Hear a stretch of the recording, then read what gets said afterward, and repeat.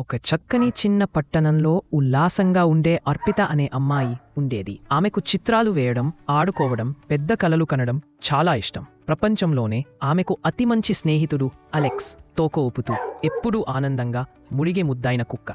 కాని ఒక సన్నని ఎండెపుట మధ్యాహ్నం ఏదో వింత జరిగింది. అలెక్స్, ఆ శబ్దం విన్నావా? అది చిన్న గంటల మ్రోగినట్టుగా మృదువైన శబ్దం. అలెక్స్ చెవులు చాచుకుని తోట చివరున్న పెద్ద పొదల వైపు పరుగెత్తింది. అర్పిత కూడా వెంటపడి తాకులను పక్కకు జరిపింది. ఆశ్చర్యంగా గోడలో ఒక చిన్న రహస్య తలుపు కనిపించింది. ఆమె మెల్లిగా తలుపు నెత్తగా అది కీచుమనుచు తెరుచుకుంది. అర్పిత మరియు అలెక్స్ లోపల అడుగు పెట్టారు. తలుపు అవతల వారు చూసిన దృశ్యం అద్భుతం. వెలుగులు వెదజల్లే పూలతో, మాట్లాడే పక్షులతో, అద్దంలా మెరిసే చెరువుతో నిండిన ఒక మాయాతోట. అర్పిత ఆనందంతో నవ్వింది. సంతోషంగా మురిగితూ చుట్టూ తిరిగాడు. వారు మాట్లాడే పక్షులతో ఆడారు. వెలుగులు వెదజల్లే సీతాకోక చిలుకలను వెంటాడారు. ఒక చిన్న బన్నీకి దారి చూపించి ఇంటికి చేర్చారు.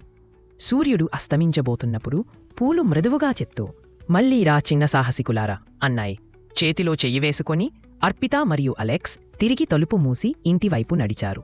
ఆ రాత్రి అర్పిత అలెక్స్ను కౌగిలించుకుని, "ఇది మన రహస్యం అలెక్స్, రేపు మళ్ళీ వెళ్ళి ఇంకా అన్వేషిద్దాం" అని చెప్పింది. అలెక్స్ తన తోక ఊపుతూ ఆత్రంగా ఎదురుచూస్తున్నా అన్నట్టుగా కనిపించాడు. ఆ రోజు నుంచి ప్రతి సాయంత్రం అర్పిత మరియు అలెక్స్కు రహస్య తోటలో కొత్త సాహసయాత్ర మొదలయ్యేది. అర్పిత, అలెక్స్ మరియు మాయాజాలంతో నిండిన ప్రపంచం.